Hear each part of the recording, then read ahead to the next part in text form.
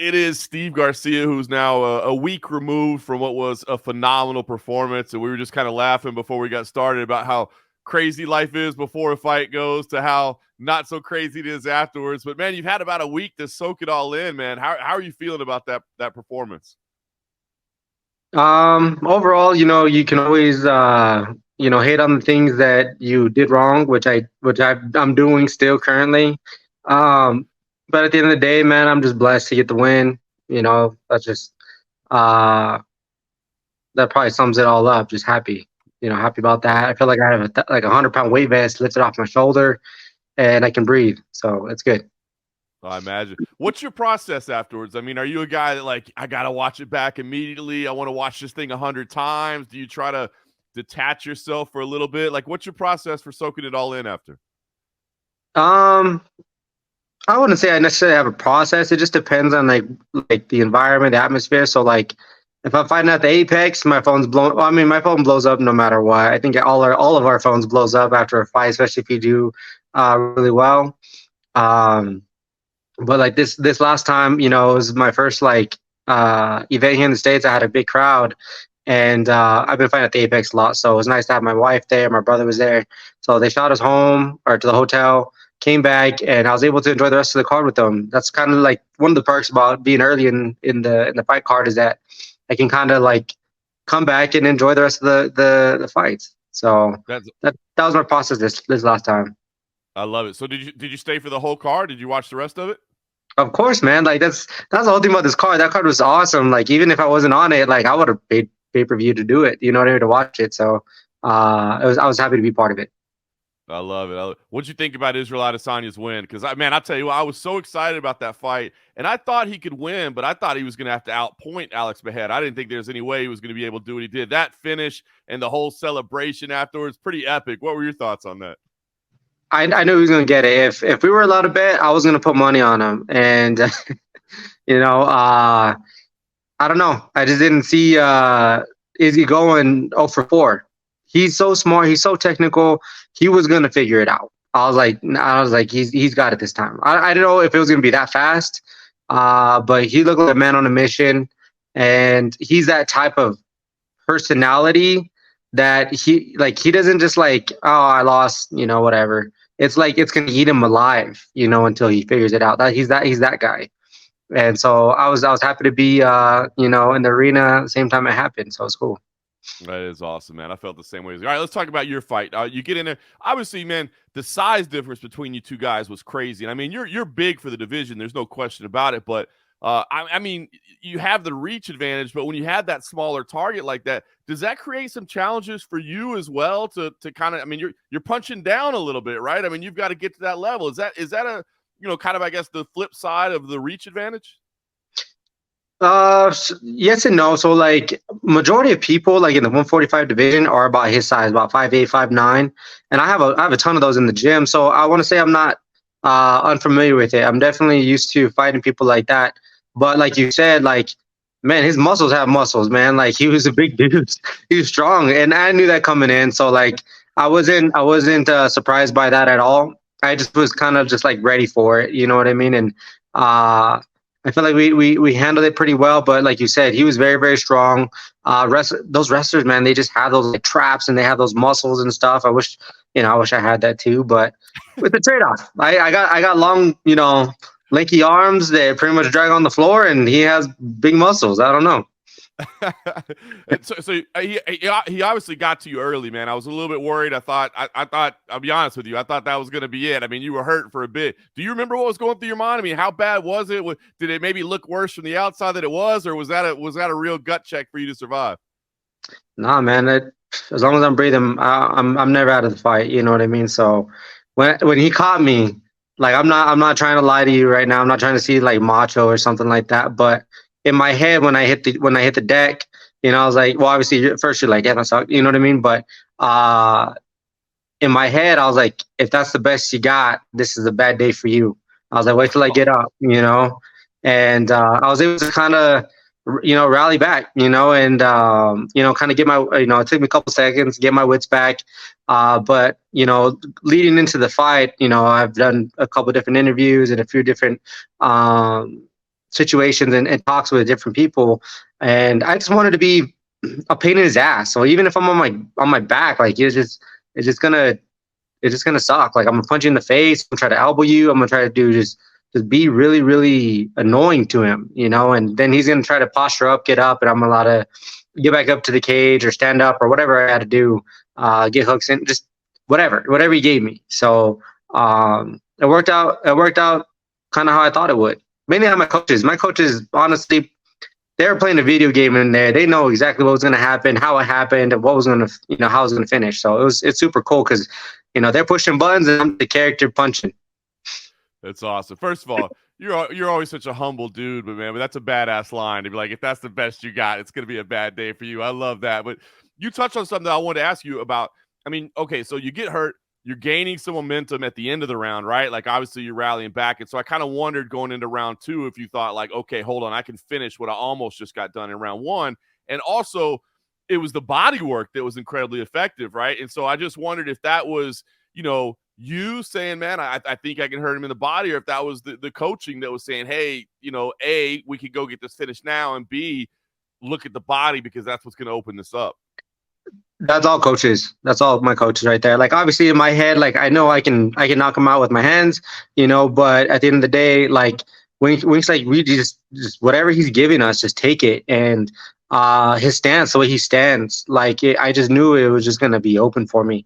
And it's hard to land body shots with people in the UFC because one, they're so tough, and two, like it just everybody headhunts, so we try to mix it up and it paid off for me. But like I said, like my coaches called that. Even when I threw the kick, they kind of went across it. He had me turn my kicks in like a little bit just in case he tried to shoot and my knee was going to catch his face first. If he did, he just walked right into it. And I obviously I don't think it hurt him, but it definitely like put him on his heels a little bit. And I was able to follow up some different shots there, at the beginning of second round. And then after that, like once I got you hurt, man, it's very, very hard to escape my grasps, and he was able to duck under, he's so fast. He's a little guy. Like I said, these wrestlers, they got some different, but I was able to kind of get my underhook, fish back in and try to get head position, work from there. And you saw what happened, that's just kind of how it played out. Phenomenal finish. All right, so then what I got to ask is, have you heard from the UFC brass yet? Because I don't know. I'm sure maybe somebody sent you the clip afterwards, but Dana White was saying afterwards, like, hey, he didn't get the bonus tonight, but Steve Garcia, I'm gonna send a little something extra his way and make him happy. I guess. Did you see that clip? When did you hear about it? And have you heard from them? That's the first time I'm hearing that, so that's cool. So you might have to send me the link because I'm hoping he's a man of his word. I'm like I could definitely use it because what was cool about it is after the fight, I haven't talked to him like since that night. But after my fight, Dana requested me to come into his like private office, like wherever he was at, and I gotta have a conversation with him. And man, dude, it was super cool. Like it was the first time like I actually got to have a sit down because I did the Contender Series, said what's up. He was super what do you call it, excited about the way I fought and everything like that. And in the Chase Super fight, like I was one of those guys that keep an eye out for these guys. It was me and Chase. So man, like I'm cool. I'm getting his attention because I got to get their attention somehow, man. I got to get it. And honestly, I'm a dog that has a bite. My bark ain't the loudest, but I promise you, I'll bite you and it's going to hurt. And I think he's starting to see it. I love it. As soon as we get done, I'll send you the clip so you can hold him to it, man. Sounds like you got some money coming your way. Well, just talk, back-to-back wins in the UFC now, right? Like you said, you've been coming in, you've been having exciting fights, but back-to-back wins. I got to imagine that's big for confidence, man. Is that helped you to feel like, hey, yes, I'm on the right path. I'm where I belong right now? Yeah, man. Like I was gonna say, there's so many different emotions in this game, but like in my head, man, I'm just saddled on this dark horse, man, and I'm just gonna kind of creep in behind all these guys, and they're gonna start seeing, what I bring to the table and how dangerous I can be. It won't be long. You're gonna start seeing me at the top, But I'm not. I'm the guy that's kind of under the radar a little bit. You know what I mean? But when you see me fight, you're just gonna be like, oh man, you gotta watch out for that guy. Absolutely. So that's kind of my mentality about it. But I thrive on the underdog mentality. Someone always expects me to lose. I don't know who it is, but I keep that mentality because honestly, like being the favorite's cool. Is like yeah, they know, that's cool. But it takes almost a little bit of the excitement, a little bit of the fun away from my win, away from beating somebody, and having an underdog mentality. Man, just it gets to be able to be like I'm telling you, like it just you can doubt me, but you're not gonna doubt me for much longer. So that's just kind of where my head's at the moment. I did just work out, so who knows? Maybe I'm a little high on my horse. I don't know, but I love it, man. Listen, man. I mean, not everybody's going to be the biggest talker in the game. Not everybody's going to be yeah, the biggest social media guy in the game or whatever it may be. But there's something to be said for people you just know. Hey, when they go in there, it's going to be a scrap, and I got to watch that dude fight. And I think that's the yeah. kind of territory that you're carving out for yourself. And there's something to be said for that. So I guess what's next? I mean, what do you do now after a big win? I mean, do you need to decompress for a little while? Do you need to chill, or do you like get me booked right away? Or are you now that you've had that taste of those big crowds, are you like, don't throw me back in the apex anymore? I guess what's the next move for you?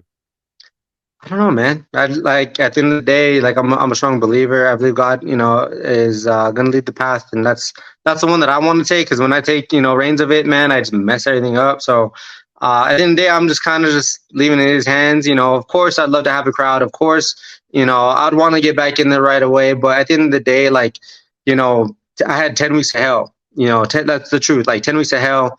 And then obviously you like I call fight week hell week for me, because I gotta cut weight, and I try to enjoy it the most. So like the things that I've been noticing differently is that I just been more focused on being Steve and not like the UFC fighter Steve Garcia. Like I just been doing me, man. Like Thursday before my big weight cut, which is like on Thursday night. I just went and played 18 holes up in Florida, man. It was amazing. Like it was so cool. Yeah, and it was awesome, man. So I just kind of noticed that those are the things that I'm doing. I'm seeing the results coming from it, and that's what I'm doing right now. And I think a fight will present itself. I've been telling everybody this. I have a cruise plan in September for my wife. It's her birthday that month, and she sacrificed so much for me to be here. And these are small things I can do to give back. So if we want to get back in the cage, July, August, I'm good with that. I think a fun fight maybe with the winner of TJ Brown and Algeo would be fun. If they want to look at maybe someone in the top, maybe like a Alex Caceres, something like that would be fun. Those are just kind of fun fights that kind of stand out to me. But I'm not going to push anything. I have a great manager, and at the end of the day, I'm not trying to bite off more than I can chew. You know what I mean? I'm not here for the likes. I'm not here for the views. I'm just here to just do my best, and that's the truth. And if people want to hop on board, there's some room. So that's what I'm doing. I love it. Steve Garcia, I love it. First of all, I love all those matchups that you just said. Every single one of those, I'm thinking about it in my head, play out on paper. It's going to be exciting. So I love where your Yeah. head's at. And I love that attitude, man. That's an attitude that I think a lot more fighters can have. But did you cut weight playing golf? That's how you made weight, is going to play golf? It helps. It helps. You're burning calories. It helps. So I was a little lighter than I normally am that night. So who knows?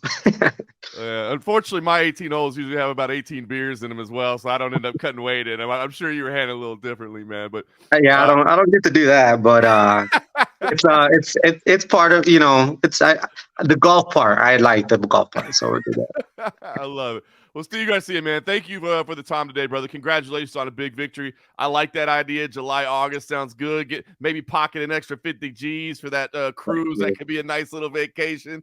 And whatever it is, man, we'll definitely be watching. Tell me more, brother. I like it.